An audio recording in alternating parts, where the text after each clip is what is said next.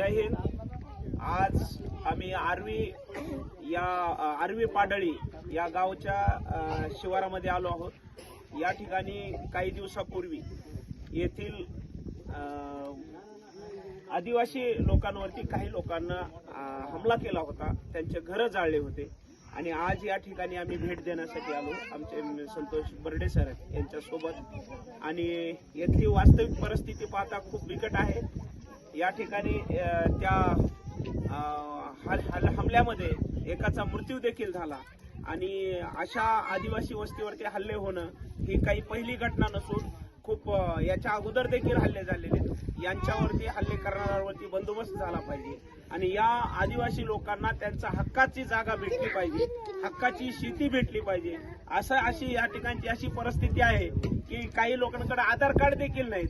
आपण 75 वर्ष या भारताला स्वातंत्र्य झालं म्हणतो आणि जर आज या लोकांकडे जर आधार कार्ड अशी सुविधा नसेल तर यापेक्षा मोठं दुर्दैव नाही। आम्ही आता जाऊन जिल्हाधिकाऱ्यांना आणि शिक्षण अधिकाऱ्यांना भेटू।